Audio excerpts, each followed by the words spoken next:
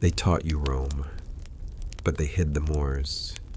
They showed you castles, but never the running water inside black cities.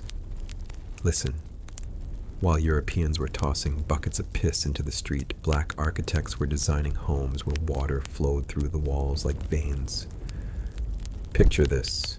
You step out your door in 10th century Córdoba at night. The streets are lit. Bathhouses are steaming. Libraries are open. Fountains are singing in the courtyards, and the engineers behind it look like you. But in the same century, in civilized Europe, people are dodging human waste in the road. Praying disease doesn't knock on their wooden door. They told you Africa was behind. Meanwhile, African Moors were laying pipes, mapping sewers, designing cities so clean, so advanced, that Christian visitors wrote about them with their mouths hanging open.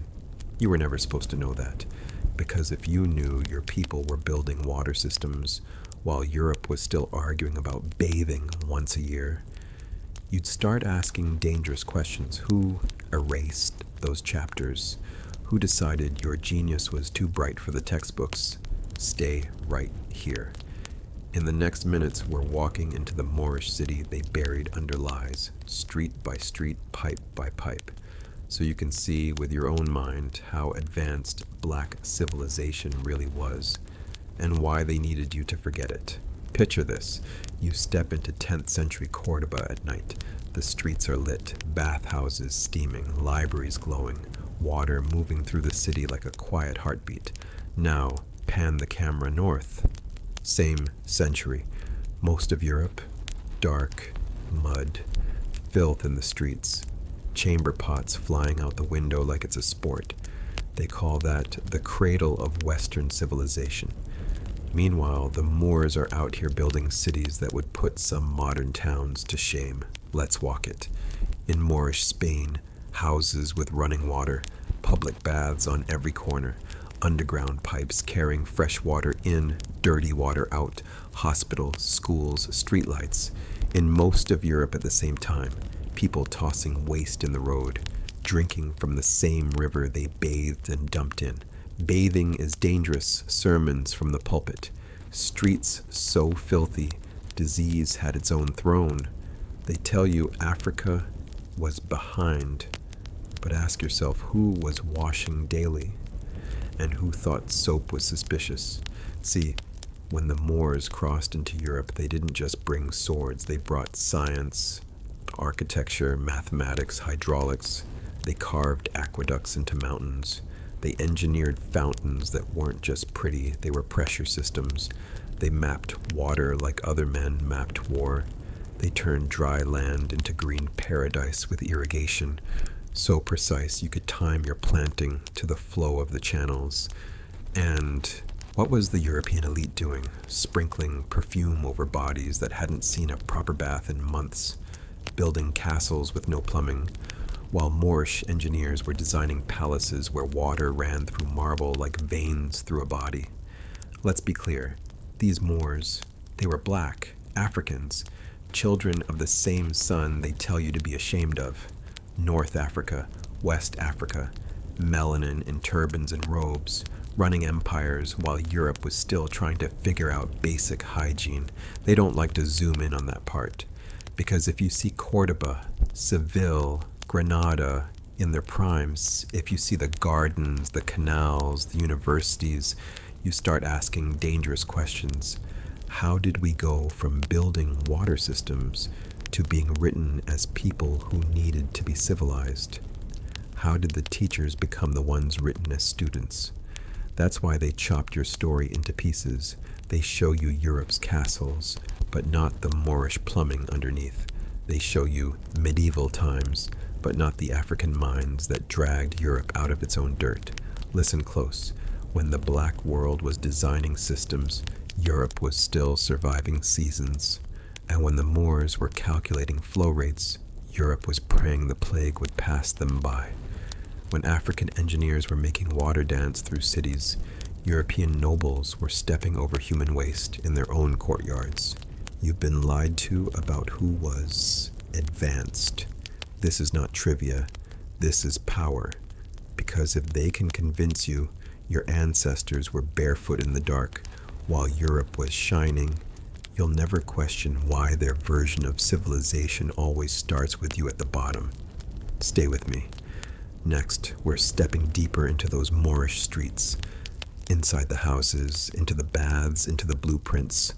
I'm going to show you exactly how those water systems worked and exactly how that history was buried. Don't move. The part they never wanted you to see is coming next. First, let's put the picture side by side. North Africa, Al-Andalus, cities the Moors touched. You woke up to water moving, not a bucket, not a muddy well, moving. Aqueducts catching mountain springs like veins in stone, carrying clean water straight into the city before Europe could even spell plumbing. Public fountains on every corner, bathhouses glowing with steam and cedar oil, water channels under the streets cooling the air, feeding gardens, washing filth away from the people. Hey, you had houses with pipes in the walls. You had hot and cold water. You had underground cisterns that could hold months of supply if drought came knocking. You had engineers who could measure a slope with nothing but rope, wood, and a mind sharper than any sword. Now swing the camera, same time, medieval Europe, chamber pots flying out of windows, people tossing waste into the same streets their children played in, disease walking in a broad daylight while churches argued about whether bathing was too sinful. No sewage system, no drainage, just mud, rats, and hope. They called Moorish cities excessive because people bathed. They called science sorcery because they didn't understand it. But here's the twist. Those European kings, they knew where to go when they wanted to feel clean. They traveled into Moorish cities and saw marble baths, perfumed steam, and water running hotter than their tempers. They saw streets washed down daily. They saw hospitals with running water centuries before modern medicine. They took notes, they took ideas, and later they took the credit because when the Moors were pushed out, that knowledge didn't vanish. It was ransacked. Books in Arabic, translated, renamed, repackaged. European discovery. Western innovation. Same old trick. They erased the hands that built it and kept the blueprint. They buried the African mind but kept the African design. You think that's exaggeration? Let's get specific. Córdoba, streetlights and running water while London was still a dark, muddy village. Granada, palaces where water ran through the floors, up the walls, across courtyards and silent streams for cooling, cleaning, and pure aesthetic flex. Fez, universities with fountains in the courtyards for students to wash before study because knowledge and cleanliness walk together. Now ask yourself, how do you go from all that to textbooks acting like Europe led the world in sanitation and engineering? You don't. Not honestly. You bury the story. You demonize the builders. You paint them as invaders, never as innovators. You talk about dark ages like the whole world went dark, when really Europe blew out its own candle and Africa lit up the room. And here's the part they really don't like. Those systems, those designs, they're not just Islamic. They're African, carried by African minds, African hands, African science that stretch from Timbuktu to Tunis, from Mali to Morocco, then into Europe like a sunrise they pretend was their own. So when you hear Europe brought civilization, remember this. The Moors were bathing daily, while Europeans still thought water made you sick. The Moors were running water through cities, while Europe was running waste into rivers. The Moors engineered balance between people, water, and land, while Europe engineered excuses. And that's why this history had to be buried. Because if you knew who really built the blueprint, you'd stop worshiping the copy. Stay right here. Next, I'm going to break down exactly how they buried it. The laws, the lies, and the quiet theft of African genius that still shapes your city today. And you were never meant to notice. Roll with me. You've been told this story backwards, like Europe was the teacher, and Africa was the slow kid in the back. Let's flip it. While Europe was dumping waste in the streets, Africa was engineering silence. You hear me? Silence. No rats, no rot, no rivers of human filth rolling past your front door. Let's talk Moors, North African architects, black and brown scientists, mathematicians with calloused hands and imagination sharper than steel. They didn't just show up in Europe, they upgraded it. Picture this. You walk into Córdoba at night under Moorish rule. The streets are lit, not torches on random corners, organized lighting planned like a heartbeat. Water runs through the city like veins through a body. Public baths, fountains, irrigation systems, sewers that actually carry waste away, not just pile it up where children play. Now jump to medieval Europe outside those Moorish zones. You open your window in London, you're not breathing fresh air, you're catching a slap of human waste to the face. People tossing buckets out the window. Mind your head! Filth in the streets, disease in the air, plague on the way. And these are the same folks history books call advanced. Meanwhile, in West Africa, Timbuktu and Djenné had urban planning, grids, drainage, market systems that made sense. Great Zimbabwe had stone cities with complex layouts, while some Europeans still thought bathing too often was dangerous. You see the contrast? Africa and the Moors were designing comfort, hygiene, and beauty. At the same time, Europe was normalizing stench. But here's the trick. They couldn't let you know who taught who. So they did 3 things. Watch this. First, they renamed it. Moorish science became European Enlightenment. African engineering became Western progress. They swapped the tags, kept the product. Second, they whitened it. Dark faces faded in the paintings. Brown architects turned into vague scholars. Black Moors became exotic visitors instead of the ones running the show. Third, they buried the receipts. Books burned, records lost, whole libraries erased, then rewritten in Latin with new names on the cover. So now, when you walk through a modern city with underground pipes, running water, streetlights, public baths turned into spa culture, you think, this is Western civilization. You're walking through African fingerprints wearing European gloves. And that's not an accident. That's policy. That's propaganda. Don't move. Next, I'm going to show you the exact playbook they used. How laws, churches, schools, and even maps were weaponized to erase the Moors from Europe, Africa from science, and you from your own reflection. You're about to see how they rewrote the past to control your future. Stay locked in. This is where it gets surgical. Picture this.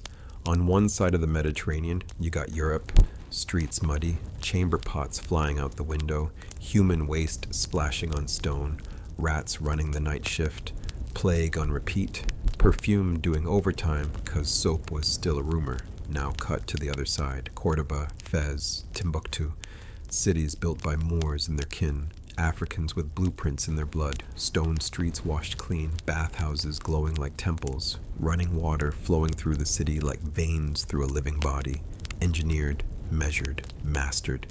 Europe was dumping waste outside. The Moors were designing drainage systems that would make your city planner blush. Europe was praying disease away. The Moors were calculating angles, pressure, gradients, making water climb hills and dance through courtyards. You had Europeans stacking castles with no bathrooms inside. Meanwhile, Moorish architects were laying pipes in palace walls, fountains in the center, gardens cooled by mist, tiles so clean you could eat off them. They don't tell you that. They'll show you Europe in armor, but not Europe in filth. They'll show you Moors with swords, but not Moors with blueprints. Because once you know that African minds turn deserts into cities, and cities into science, you start asking dangerous questions. Like if the Moors brought light to Europe, who turned the lights off in our history? Stay with me. We're about to walk into those cities, street by street, pipe by pipe, fact by buried fact. And when you see what the Moors really built, you'll never look at Western civilization the same way again. Cut to Europe. 13th century. Picture this. Castles on the hill. But the streets, a toilet. Chamber pots flying out the window. Waste splashing on cobblestone. Rats running the night shift. They called it the Dark Ages. That wasn't poetry. That was plumbing, or the lack of it. Now swing the camera south. Al-Andalus, Moorish Spain, Africa in exile, Granada, Córdoba, Seville, not fairy tales, blueprints, water flowing through the city like a living vein, marble fountains whispering in courtyards, public baths lit by lanterns, steam rising like prayer. While Europe was dodging buckets of filth, the Moors were directing rivers, aqueducts, underground channels, reservoirs carved with precision, not just for kings, for people. You washed, you prayed, you studied, all in spaces that smelled like jasmine, not rot. They had streetlights when some parts of Europe still thought the night was a demon. They had hospitals with wards, pharmacies with measured doses, libraries with more books than most kingdoms had people. But let's stay with the pipes, because that's where the lie cracks. Clean water in, dirty water out, sewage systems beneath your feet, while nights were still stepping over yesterday's dinner in the mud. They'll show you medieval Europe with filters and soft music, but they won't tell you folks were bathing once a year and bragging about it. Meanwhile, the Moors bathed weekly, sometimes daily, because cleanliness wasn't a luxury. It was law, it was culture, it was science wrapped in faith. Who was civilized? The man throwing waste out his window, or the one designing a city where disease had fewer places to hide? They don't want you asking that. So they edited the story, blurred the African face behind the Moorish name, turned engineers into mystics, turned architects into invaders, and buried the blueprints under Western progress. But those pipes don't lie. Those baths don't lie. Those fountains don't lie. Europe didn't wake up one morning suddenly clean and modern. It studied, it copied, it inherited systems that African minds had already mastered. And when empire changed hands, they took the credit, scrubbed the melanin out the memory, and called it Renaissance. Stay with me, because once you see how deep those Moorish roots run, from the bathroom to the blackboard, from the kitchen to the cosmos, you'll realize they didn't just borrow our water. They've been drinking from our genius for centuries. And we were taught to be grateful. Hold that thought, because we're about to walk into those cities, street by street, room by room, and show you exactly what Africa built while Europe was still learning how to wash its hands. Step in, close the textbook, open your eyes, picture Europe first. London, Paris, some cold stone village with a church bell and a bad smell. Streets, mud and manure. Chamber pots flying out the window like daily offerings to the rats. You walk outside, you don't just smell the city, you survive it. Now cut south, across that water, into Al-Andalus, into the cities the Moors raised from dust like verse from a poet's chest. Córdoba, at night over 700 streets lit with lamps. While Europe stumbled in darkness, Moors were walking under a galaxy they built with their own hands. Granada, water didn't just arrive there, it was choreographed. Aqueducts gliding down from the mountains, cisterns tucked under courtyards, fountains singing in the middle of homes. You turned a corner, you heard water, you stepped inside, you lived water. Running water wasn't a luxury, it was the standard. Bathhouses everywhere. Steam, tiles, carved stone, men and women washing daily like their bodies were temples, because to them they were. Now jump back to Europe. Same timeline, same century. You got nobles in castles with more tapestries than teeth. Perfume doing overtime because soap was a rumor. They thought bathing made you sick. They wore dirt like a second skin. Meanwhile, the Moors, they built cities that breathed cleanliness, sewage systems under the streets, waste going away from the people, not marinating under their windows, Hospitals with running water, universities with fountains in their courtyards, mosques with ablution pools where washing before prayer was non-negotiable. Europe rang bells to tell you when to pray. Moors had call to prayer echoing over marble, over gardens, over neighborhoods where kids grew up knowing that water wasn't just for drinking, it was for dignity. You were told the story backward. They showed you a dirty Africa and a civilized Europe. They flipped the script, cut out the scenes where Africans were engineering entire ecosystems while Europe was still arguing with soap. Understand this. When a Moor built a city, they didn't just think, where do we sleep? They asked, how do we live? How does water move? How does light move? How does air move? How do people move through all of it and stay healthy, sharp, and unashamed of their own smell? Now here's the part they really don't like to talk about. Those same European kingdoms that couldn't keep their streets from rotting were sending their sons to study under Moorish scholars. Princes learning math, medicine, architecture from the very people their descendants would later call savages. You see the disrespect now, you see the lie. They didn't just erase faces from history. They erased plumbing. They erased infrastructure. They erased the pipelines of genius that ran from the Niger to the Nile to North Africa to Al-Andalus and straight into what they now call Western civilization. So when they say, be grateful for what Europe built, you ask them, built with whose blueprint? Stay with me. Because next, we're walking into one of those Moorish cities, step by step, and I'm going to show you exactly how an African mind turned dry land into living water while Europe was still dumping buckets in the street. First thing you hear is water, not a cough, not a plague, not some drunk shouting in an alley. Water, moving on purpose. You step through that Moorish city gate and the heat hits your skin. But the streets, cool, because narrow walls throw shade like umbrellas, and right down the center, a stone channel carries fresh water like a silver vein through the city's body. This ain't no muddy ditch. This is geometry. This is engineering. This is Africa doing math with the earth. Look left. Fountains. Not for decoration only. For drinking, for washing, for wudu, for dignity. Look right. Public baths, hammams.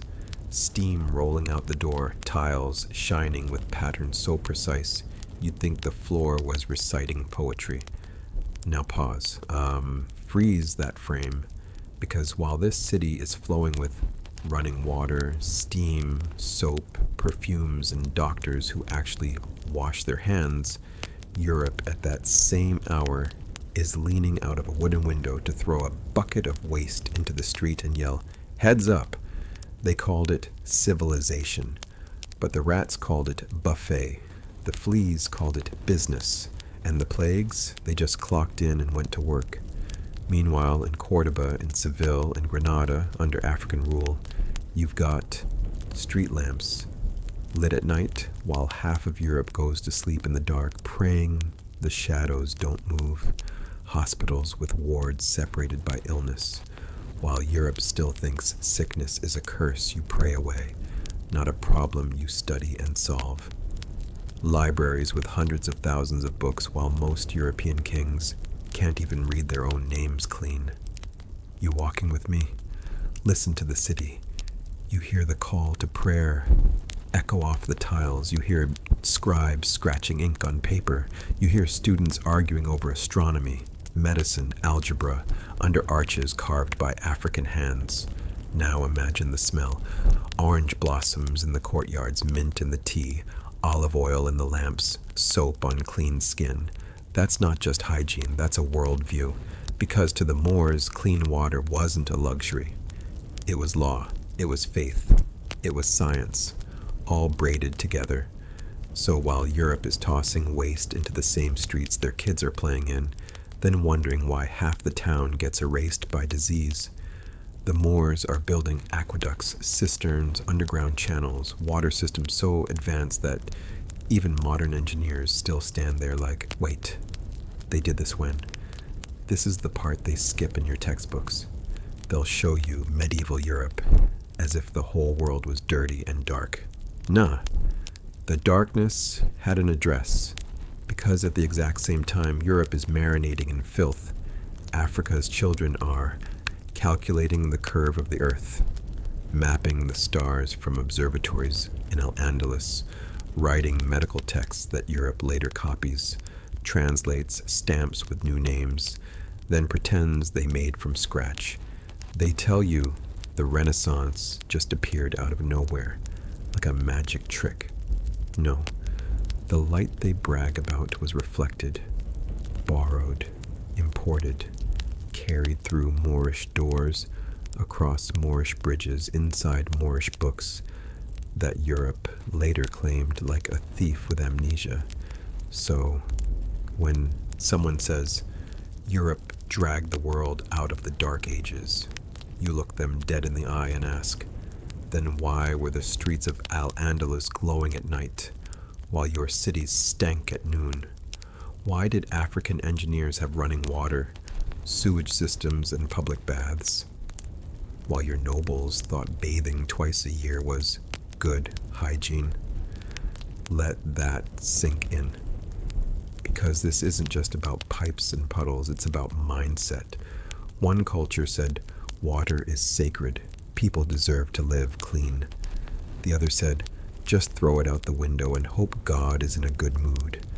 Now stay locked in, because next we're going under the city. I'm taking you beneath the stone into the veins of those Moorish streets to show you exactly how Africans designed a water system so advanced Europe had to erase the builders just to feel tall. Don't blink. This is the part they never wanted you to see. Picture Europe, chamber pots flying out the window, waste in the streets, rats doing the moonwalk between people's feet. Now picture Al-Andalus, Córdoba, Seville, Granada. The Moors step in like, why are you living like this? Europe's plumbing was a bucket and a prayer. No drains, no pipes, just throw it outside and hope the rain feels generous. Meanwhile, Africans in the Maghreb and Al-Andalus are out here making water do choreography. Aqueducts gliding over valleys, underground channels whispering under homes, marble fountains in courtyards cooling the air while Europe is choking on its own smell. In Moorish cities, water had a schedule. It was directed, measured, respected. It flowed through public baths, mosques, gardens, homes, like a VIP guest with a full security detail. In Europe, you get sick, you blame bad spirits. In Moorish Spain, they're washing before prayer, bathing regular, designing hospitals with running water, while Europe is still arguing if bathing is even Christian. You see the difference? One side is engineering life, the other side is normalizing decay. But here's the twist. When the Moors are pushed out, suddenly Europe discovers civilization. Suddenly, these same cities are called Spanish glory, like the blueprints weren't written in Arabic, funded by African minds, tested in African deserts long before a European king could read his own name. They kept the fountains but erased the fountain builders, kept the arches but buried the architects, kept the science but silenced the scientists. Because if you admit that Africa engineered running water while Europe was wading through filth, you have to admit who the real teachers were. Stay with me. Next, I'm pulling you right into the heart of one Moorish city, street by street, pipe by pipe, so you can see exactly how deep this genius runs. Picture this. You step into Córdoba 900 years ago. Not London, not Paris. Córdoba, Moorish city, African science and stone, streets lit at night, windows glowing, water whispering under your feet, fountains in the courtyards not for decoration, for engineering, marble basins, channels carved with precision, clean water flowing in, wastewater flowing out, separate, organized, intentional. Now freeze that frame, slide over to Europe, same century, same planet, different universe. In London, they're tossing waste straight out the window, buckets of filth raining on people's heads, streets so foul you smell the sickness before you see it. They call it civilization. Rats call it home. back to Córdoba. You walk down a street paved smooth, lined with lamps, and under that stone, pipes, clay, lead, ceramic, aqueducts feeding the city like veins feeding a heart, public baths everywhere, hammams, steam rising, hot water, cold water, regulated, people washing daily, not once a year for a festival. Pause, let that sink in. One side of the Mediterranean, bathhouses, libraries, hospitals with running water, surgical tools cleaned, streets washed down. Other side, chamber pots, mud, disease, walking door to door with no resistance. In Moorish Spain, they designed houses around courtyards with water systems, rain captured, stored, filtered, reused. They respected the cycle. In medieval Europe, rain just turned the streets into rivers of waste. No system, no plan, just survival. You see the pattern yet? Córdoba alone had hundreds of public baths when most of Europe didn't even have proper toilets. They thought bathing too often was dangerous. The Moors thought not bathing was insane. So ask yourself, who was advanced and who was pretending? Because when you control water, you control life, you control health, you control time itself. And the Moors were bending time, saving people decades of life just by keeping cities clean. Meanwhile, Europe was busy naming plagues instead of preventing them. Stay right here. Next, I'm taking you inside one of those bathhouses, step by step, to show you how the same minds that mastered water also mastered medicine. And that part, they really don't want you to see. Picture this. While Europe's doctors were bleeding folks with leeches, arguing if bathing was a sin, you step into a Moorish bathhouse in Al-Andalus. The door closes behind you, and it's like you just walked into the future. First thing you feel is the heat, not random, engineered, pipes under the floors, furnaces placed just right, steam controlled like a science, not a guessing game. You wash your hands at the entrance, because in this world you don't touch a patient with street on your fingers. In Europe, barber surgeons going from butchering meat to cutting flesh with the same blade, no wash, no rinse, no shame. Then they wonder why half the town disappears every time a cough shows up. But back to the bathhouse, you got 3 main rooms, cold, warm, hot, not just for comfort, for therapy. Hot to open the pores, warm to balance the body, cold to close and protect. Hydrotherapy, temperature control, centuries before Europe even had the word hygiene in its vocabulary. And in the corner, not a priest with a prayer, a physician with a library in his head. These Moorish doctors weren't just washing bodies, they were reading symptoms like verses, pulse, tongue, eyes, breath. They studied patterns, tracked diseases, wrote it all down in books Europe would later discover and swear they invented. You had women healers too, midwives with technique, herbalists with precision, measuring doses, recording outcomes, real clinical practice while Europe was still calling women with knowledge witches and burning the very science they didn't understand. And the herbs? Come on, black seed fenugreek, coriander, aloe, honey. Not thrown together like a potion, calculated, dosage, timing, preparation. From West Africa to North Africa to Al-Andalus, knowledge was traveling like a caravan, gold in the form of information. Meanwhile, in Europe, they're dumping waste in the streets, drinking from the same rivers they're poisoning, calling every outbreak God's anger instead of their own filth. The Moors, they separated clean from dirty, water in from waste out. They understood contagion without saying germs. They knew disease moves. So they built systems that blocked its path. Bathhouses doubled as clinics. Doctors did rounds, records were kept, surgical tools were sterilized with heat and alcohol, not wiped on a dirty apron and reused. And listen, Europe later took these medical texts, translated them, put Latin on the cover, and acted like the wisdom was born in their libraries instead of black and brown hands under African suns. They'll tell you the Moors brought luxury to Europe. Perfumes, spices, silk, cute. What they really brought was survival, sanitation, medicine, publics, health, systems that kept whole cities alive. And here's the part they really hide. Those bathhouses, they weren't just about staying clean, they were about staying free. Because a sick people is an easy people to rule. But a people who understand their bodies, their water, their environment, harder to erase, harder to lie to, harder to control. So when they buried this history, they weren't just erasing pride, they were erasing a blueprint.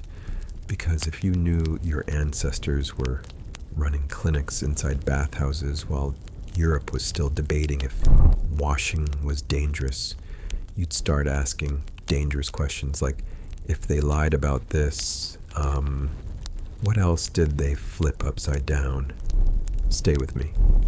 Next, I'm pulling back the curtain on the Moorish hospitals, full institutions, wards, pharmacies, mental health care, funded by the people, for the people. And once you see that, you'll never look at modern medicine the same way again. Now let's walk out that Moorish hospital. Now step into the street and look at the city it's sitting in. Because this is where the fairy tale of backward Africa advanced Europe gets them buried for good. Picture this: Moorish Spain, Córdoba, Seville, Granada, streets lit at night. Stone-paved roads, public baths, fountains, fresh water flowing through the city like veins through a living body. Now pan the camera north. Medieval Europe. Mud streets, rotting trash. People tossing waste right out the window.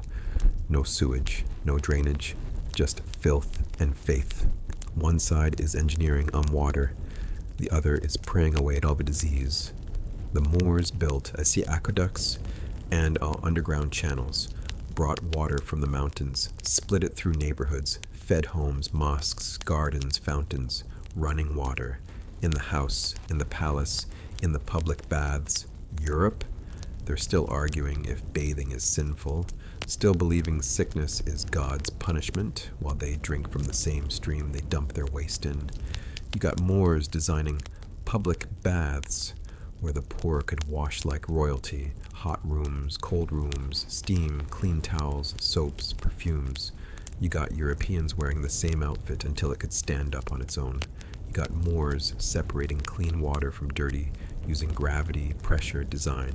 You got Europeans tossing chamber pots into the street, yelling heads up and hoping nobody gets hit. One side is measuring flow rates, the other side is measuring miracles. Understand this. When they call Europe the Dark Ages, they don't want you to ask, who had the light? Because while London and Paris smelled like open graves, Córdoba had streetlights, hundreds of public baths, miles of paved roads, running water flowing day and night. And who built that? Not some imaginary civilized north. It was black and brown engineers, African minds, Islamic science, Moorish precision. This wasn't luck, this was knowledge. How to move water, how to clean water, how to protect people from the very diseases Europe was drowning in. So when they tell you modern sanitation came from Europe, remember this. Europe was the student. Africa and the Moors were the teacher. They buried the teacher, then gave the student the credit. And we're not done. Because if the Moors could turn filthy medieval towns into clean, shining cities with running water, wait till you see what they did with light, books, and universities. Stay right here. We're about to walk into a Moorish city at night, and you're going to watch Europe's Renaissance look like a remix of a song Africa already wrote. Picture this. You're in Europe, 1100s, night falls, the city goes black, not romantic candlelight black. I mean stumble, trip, break your neck black, shops shut, streets empty, thieves love it, priests chant, everybody else sleeping in fear and funk.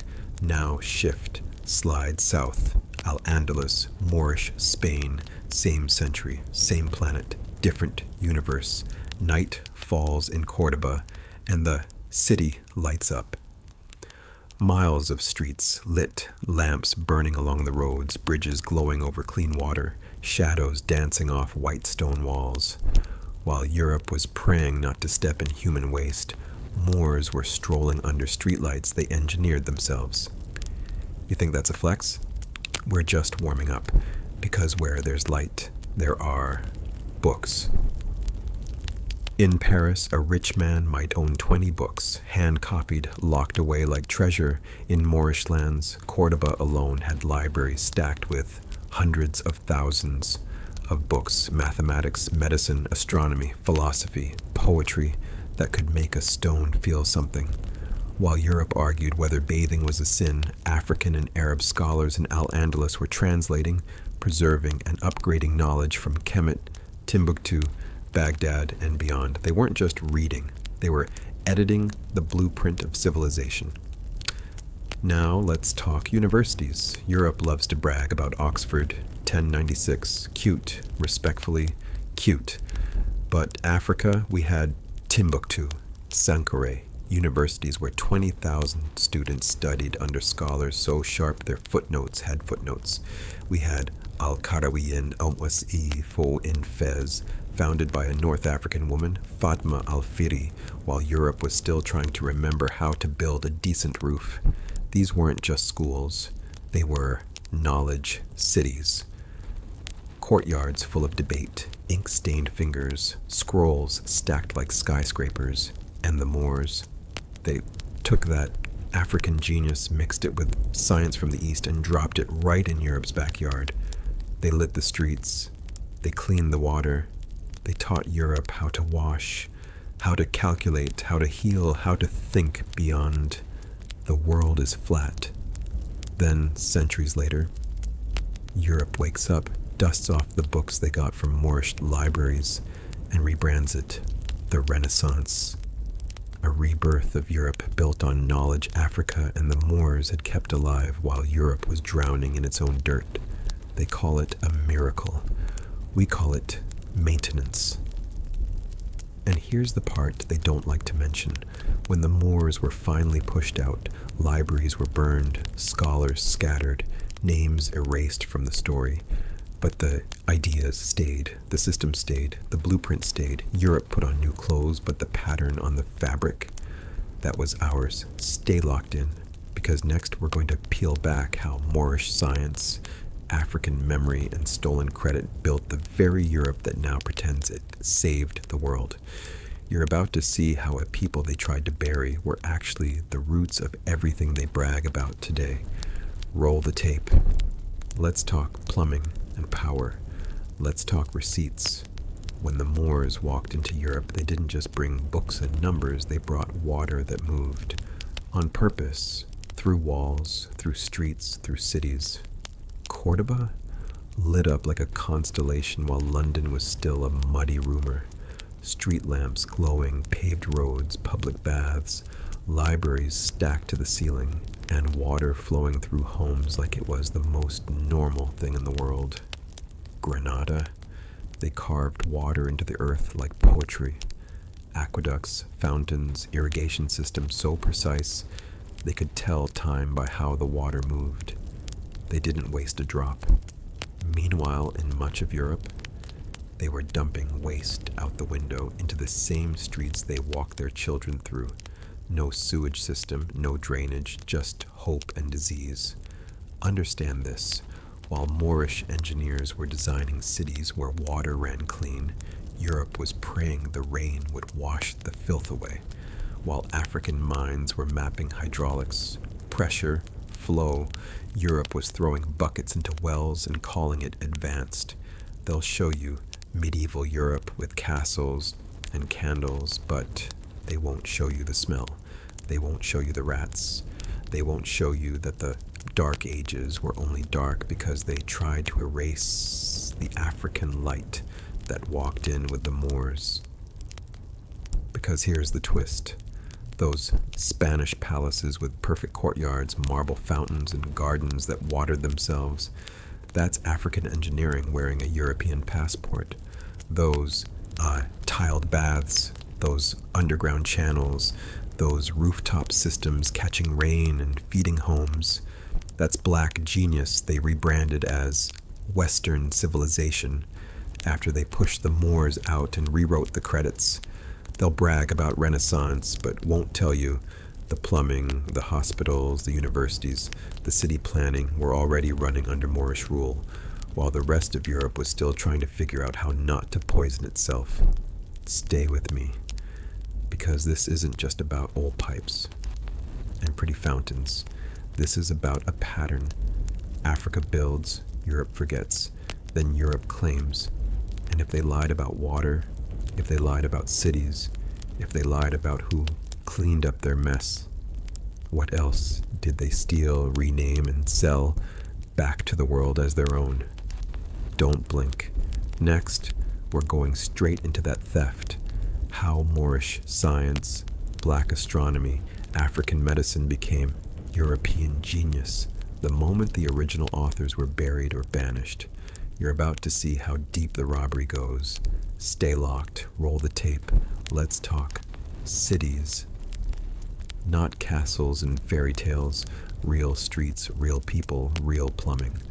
While Europe was tossing chamber pots out the window, yelling, "Heads up," and praying the rain would wash it away, the Moors were out here making water move like mathematics.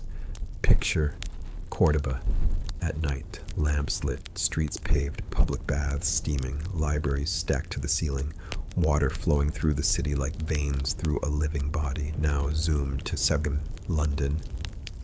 Same era, mud, rot, stench so loud it had its own language, waste in the streets, rats on parade, plague doing victory laps. But who gets painted as advanced? You already know. The Moors built aqueducts, underground channels, fountains that never ran dry. They mapped gravity, measured slope, timed the flow, science in stone, engineering in every brick. Europe, they thought bathing was suspicious. They said water opened the pores and let evil in. Meanwhile, Moorish cities had bathhouses like social media. Everybody in there, sharing news, sharing ideas, staying clean, staying sharp. This is where it gets slick. When the Moors walked into Spain, they didn't just bring swords. They brought systems, sewers, irrigation, gardens in the middle of deserts. They turned dry land into emerald poetry. They taught Europe how to wash, how to count, how to build, how to heal. And Europe said, "Thank you, now get out." They erased the teachers, kept the textbooks, then rewrote the cover. They renamed Moorish cities Spanish heritage. They called Moorish palaces European architecture. They took African science, slapped Latin on the label, and sold it back to the eights. World as Western civilization. Stay with me, because this theft wasn't just about buildings, it was about memory. If you forget who engineered the water, you'll believe the ones who used to drink from the gutter invented cleanliness. You see the trick? They buried the Moors and kept the Moorish blueprint. They banned the black presence and kept the black brilliance. They locked the doors on the people but lived off the plumbing. And here's the hook. Once you know who built the city, you start asking, what else did they build that I was never told about? Astronomy, medicine, navigation, numbers, agriculture. That's where we're going next. Because if they lied about the water, they definitely lied about the stars, the scalpels, the ships, and the books. Don't blink. The real robbery is about to walk into the spotlight. Camera pushes in. No intro, no warm-up. We swing straight. They told you Europe was the cradle of civilization. Cool story. Let's talk plumbing. While Europe was dumping chamber pots into the street, Africa was engineering water like a symphony. Picture this: Córdoba, Granada, Seville, lit by oil lamps, cooled by fountains, water sliding through stone like it had an appointment. Aqueducts, underground channels, public baths, private baths, gardens that drank before kings did. Now cut to Europe, same time. You open a window, you don't smell progress. You smell last night's dinner flying out of a bucket, rot in the gutters, disease in the air, rats doing better than most people. They call that the Dark Ages. Dark for who? Because in North Africa and Al-Andalus, the Moors weren't just washing their hands, they were washing their souls 5 times a day. Running water on standby. Cleanliness wasn't nice to have, it was law. Meanwhile, in high society Europe, perfume was the strategy. Don't remove the filth, just drown it in flowers and hope God has a weak nose. You ever notice how they frame it? They say, the Moors brought some influences. Influences? Nah. They brought infrastructure, they brought city planning, they brought don't die from drinking your own toilet. Granada had homes with hot and cold water, while European nobles thought bathing once a year was good hygiene. Let that sit. You got black and brown engineers mapping gravity like a blueprint, telling water where to go, how fast, how clean. And across the way, you got folks tossing waste into the street, then blaming bad air when half the town gets sick. But here's the trick. When history gets rewritten, the ones who were washed get painted as the washers. The ones who were taught get crowned as the teachers. They'll show you castles, but never the pipes. They'll show you crowns, but never the sewage. They'll show you plague masks, but not the fact that the cure was already flowing under Moorish feet centuries before. Because if you knew that African mines made water climb stairs, made deserts bloom, made cities smell like gardens while Europe smelled like fear, you'd start asking, what else did they bury? Don't move. We're about to walk into the libraries they burned, the surgeons they erased, and the maps they discovered 1,000 years late. Picture this, year 900. In Córdoba, lamps glow at night, streets are lit, water runs through homes like veins through a body, bathhouses steam, libraries overflow, perfume in the air, ink on fingertips, scholars debating under moonlight. Now cut to Europe, same century. Chamber pots flying out the window, waste in the streets, disease in the air, church bells ringing, but no running water, no sewer systems, no streetlights, no libraries like that. They called Africa dark, while they were literally living in the dark. The Moors walked into Europe with soap, science, and city planning. They didn't just build houses, they built systems. Aqueducts slicing through mountains, pipes under streets, public baths, fountains, irrigation that made dry land whisper, "Thank you." Meanwhile, in London and Paris, people thought bathing too often was dangerous. They were praying diseases away while African engineers were redirecting rivers. Stay with me, because this is where the lie gets bold. They teach you Europe brought civilization to the world. But listen close. When the Moors stepped into Spain, Europe had no universities. When the Moors left, Spain had over 70. They teach you Renaissance genius. But don't say a word about African texts translated into Latin, African numbers replacing Roman numerals, African medicine schooling, European doctors who still believe sickness was demons. You see the pattern? We built cities with running water. They built stories with running excuses. They called our knowledge Arabic, then quietly called it European, and never once called it African. Because if you admit that African minds engineered cities cleaner than modern towns, that African architects were solving problems Europe didn't even have words for yet, then the whole primitive narrative crumbles like a castle made of chalk in the rain. Don't blink. We're not done. They didn't just borrow our science, they rebranded it. They didn't just learn from our cities, they turned around and called us savages. And while they were doing that, Timbuktu was shining.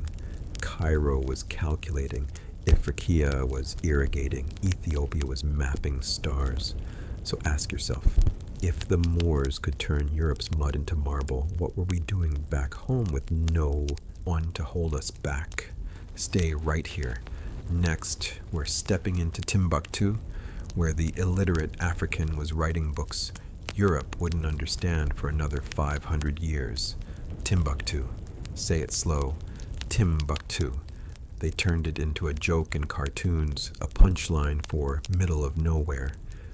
But back then, Timbuktu was the somewhere Europe was crawling toward in the dark.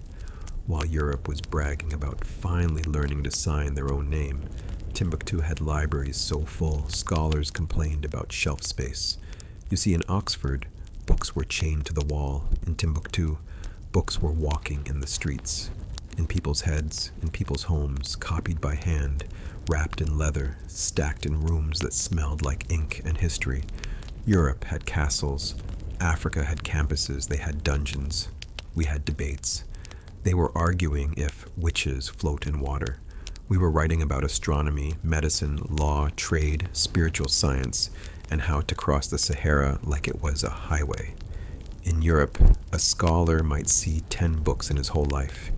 In Timbuktu, one family could own 10,000.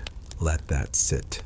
The same people they later called savages and tribal were running universities where students came from Morocco, Cairo, Granada, to sit at the feet of black scholars with ink-stained fingers and minds sharper than any sword. And here's the part they really don't like. Knowledge wasn't locked away. It wasn't some holy secret behind stone walls.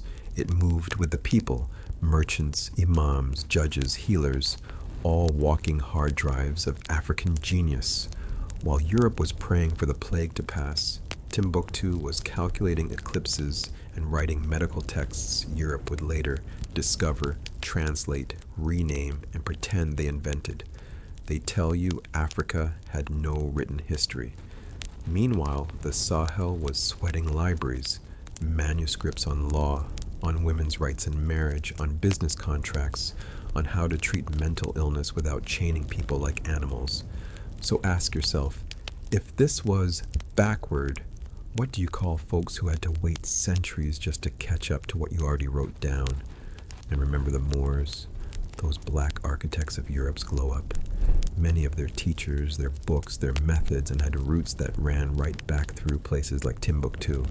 So when they say Africa had no civilization, what they really mean is, we buried the evidence and hoped you'd never dig it back up. Stay locked in, because next we're going even deeper to the trade routes and empires that fed Timbuktu's mind and money. Gold, salt, books, power, all moving through black hands. You've seen the library. Now you're about to see the empire behind it. Cut to Europe. Dark, cold, muddy, while Paris was tossing chamber pots straight into the street. Black hands were carving fountains that flowed like verses from the Quran. While London stank of piss and rot, Marrakesh had streetlights and steam baths. While Europe was praying the plague away, our people were out here engineering solutions. They call it the Dark Ages. Yeah, because Africa was the light and Europe was still fumbling for the switch. Picture this, a European city in the 10th century. Wooden shacks, animals inside the house, waste in the alleys, rats running the block like landlords. Now cut to Córdoba under the Moors. Stone bridges, paved roads, public baths, libraries with thousands of books, fresh water running through pipes while candles lit up the night like stars brought down to street level. They were dumping filth. We were directing rivers. They were scratching themselves through fleas and disease. We were bathing 3 times a day. Oiled skin, clean clothes, scented streets. They tell you Rome fell and civilization paused. No, civilization just changed hands, shifted south, shifted black, shifted Muslim, shifted Moor. While Europe forgot how to wash, black architects were mapping out sewer systems. While European doctors were bleeding patients with leeches, Moorish surgeons were using anesthesia and stitching wounds with precision. Understand this, when they say Moors, they dodge the word they really fear. Black, North African, West African, men and women with melanin and memory walking into Europe like, move, you're doing this wrong. We brought algebra and they were still counting on fingers. We brought astronomy and they thought comets were bad omens. We brought soap and science, and they thought bathing was dangerous. And here's the twist. Centuries later, they turn around and call us uncivilized. The same people whose ancestors were throwing waste out the window, calling it a day, have the nerve to write textbooks like Africa was some wild, empty forest. No, we were the blueprint. We were the city plan. We were the running water, the lit streets, the organized markets, the hospitals, the universities. The Moors didn't just build cities.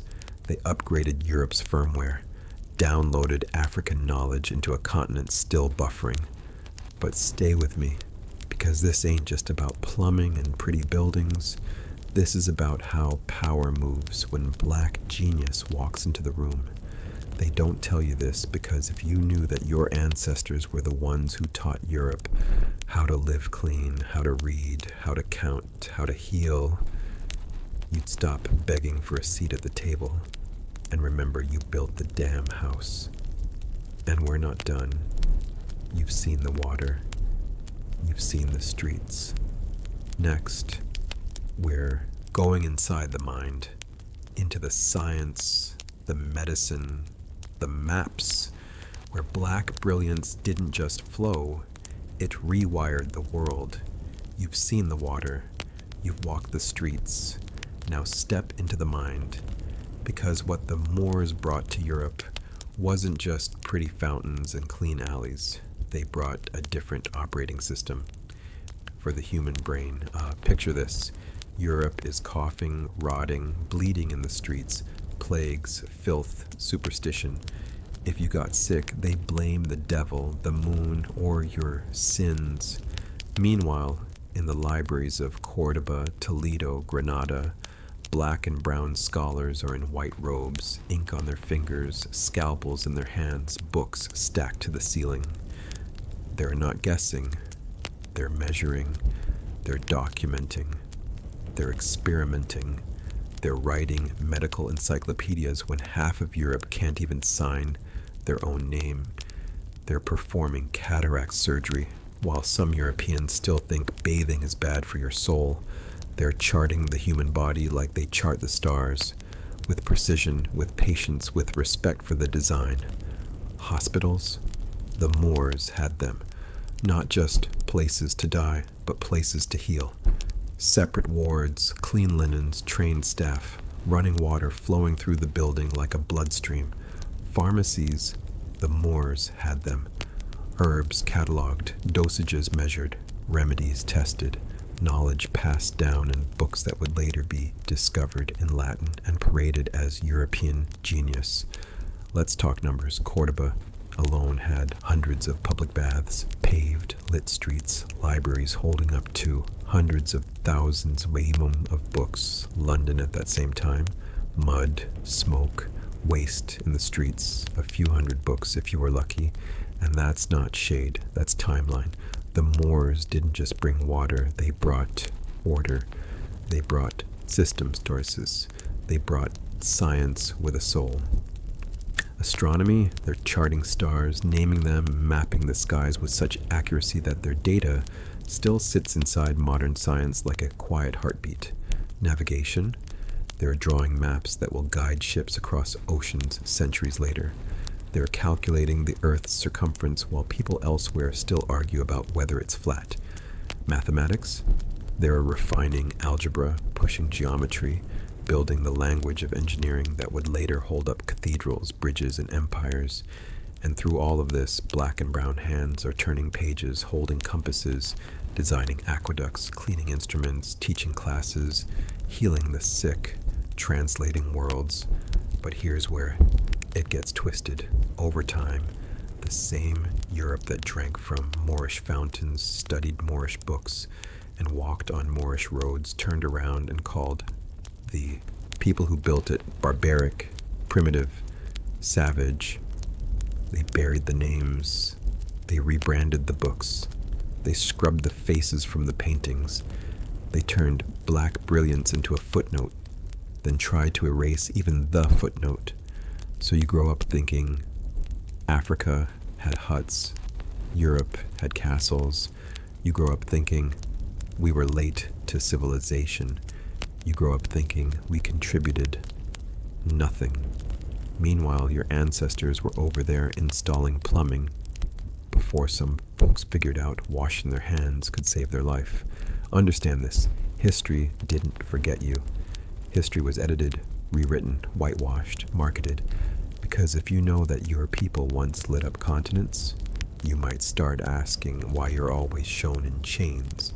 If you know that your people once cleaned whole cities while others choked in filth, you might start questioning who's really developed.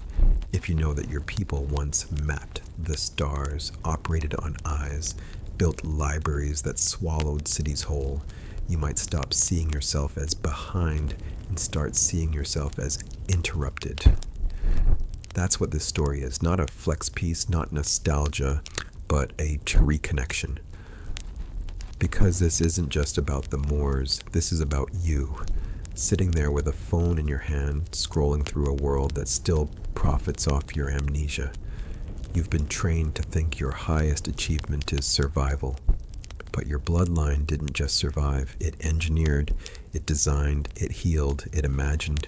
Your ancestors didn't just build cities, they built systems that made cities worth living in. They made water move on command. They made knowledge move across languages. They made light move through darkness. So when they say, black people have no history of science, remember the surgeons of Al-Andalus. When they say, black people have no history of cities, remember the lit streets of Córdoba at midnight while Europe slept in shadows. When they say, be grateful for what you've been given, remember they drank from your wells and then told you were thirsty. You've seen the water, you've seen the streets, now you've seen the mind. So what do you do with that? You stop shrinking, you stop begging, you stop waiting for permission to be brilliant, you start reading like those libraries are on fire again. You start building like the blueprint is in your bones. You start healing like every clinic you open is a library with a heartbeat. You start seeing every map, every code, every equation, every design as a homecoming. Because this isn't just black history, this is human history, with the black parts finally put back in. That they buried the story, we're digging it up, they buried the names, we're speaking them out loud. They buried the proof. We're walking through it brick by brick, pipe by pipe, page by page, and now you have a choice. You can treat this like a cool fact. Wow, the Moors had running water, that's crazy, and keep scrolling. Or you can feel what it really is. A knock on the door of your spirit, a voice saying, you come from people who cleaned the world while the world called them dirty. You come from people who lit the path for those who later pretended they walked it alone. You've seen the water, you've seen the streets, now you've seen the mind. And once you've seen it, you can't unsee it. So when they ask you, what did black people ever build? You look them dead in the eye and say, we built cities with running water while you dumped waste outside. We built hospitals while you prayed over plagues. We mapped the stars while you feared the night. We built the future you're standing in right now. Say it with your chest.